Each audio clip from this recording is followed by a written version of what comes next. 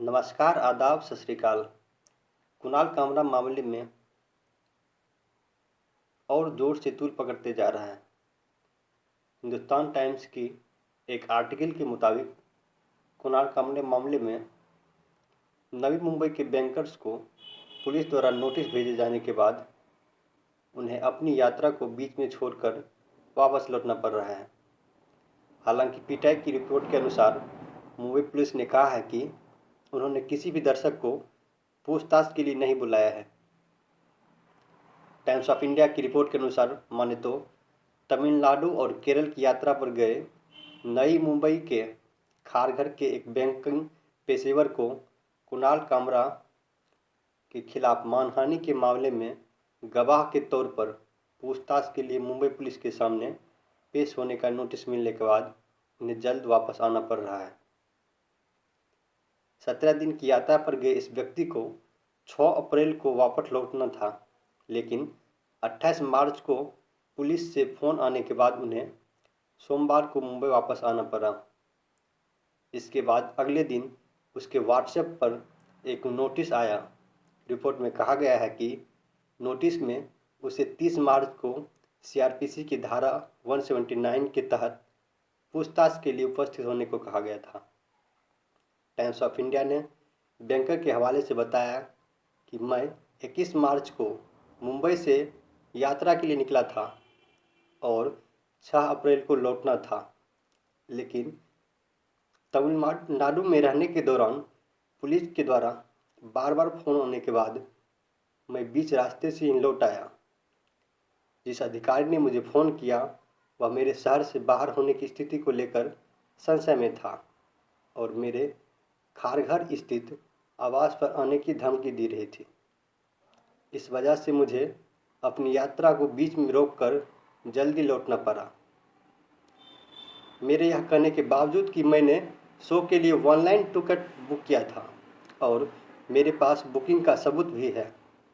Police ने कहा कि मैंने कामरा के द्वारा रिकॉर्ड किए गए वीडियो को एडिट किया होगा। कॉमेडियन अपने शो का वीडियो मुझे भला क्यों सौंपेंगे एडिटिंग के लिए।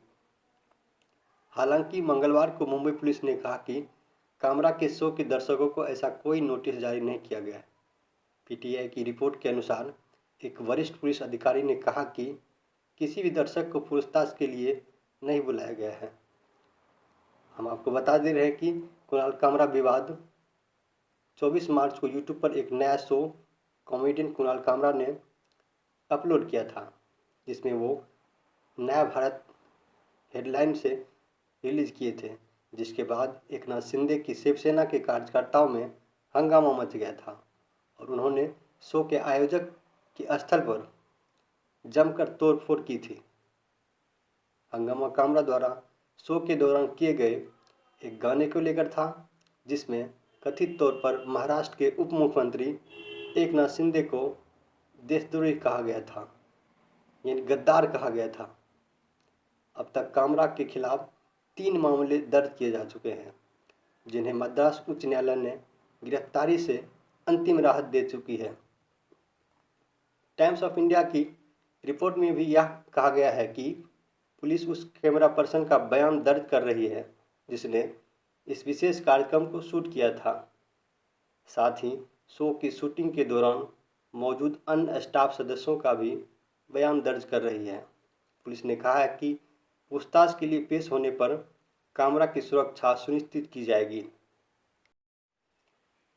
इस बीच कुणाल कामरा का एक ट्वीट आया है जिसमें उन्होंने लिखा है कि जो भी मेरे शो को अटेंड करने आए और आ रहे थे, इस कारण से उन्हें शो अटेंड करने में जो भी दिक्कतें हुई है वो मुझे पर्सनली ईमेल कर सकते हैं।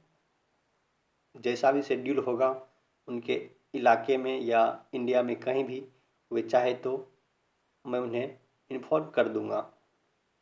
हालांकि यह मामला और तूल पकड़ते जा रहा है। अब बात यहाँ पे आती है कि क्या स्टेट को और जितना भी समस्या आम पब्लिक को हो रही है, क्या उससे स्टेट को कोई मतलब नहीं है। हमारा जो टैक्स का पैसा है उसे ये बेवजह की केस में लगाया जा रहा है। पुलिस प्रशासन को उसमें तैनात किया जा रहा है।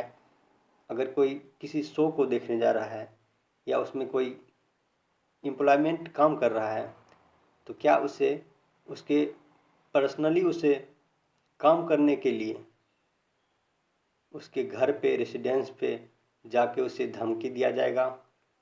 क्या ये कहाँ तक सही है? इस बीच उन्हें यूट्यूब थैंक्स के ज़रिए भर भर कर लोग अलग अलग दुनिया के अलग अलग देशों से और अपने देश से लाख रुपये से ज़्यादा भी अभी तक यूट्यूब थैंक्स के ज़रिए दे चुके हैं। आप दर्शकों का इस पर क्या राय है हमें कमेंट करके ज़रूर बताएं और यहाँ तक देखने के लिए बहुत बहुत धन्यवाद।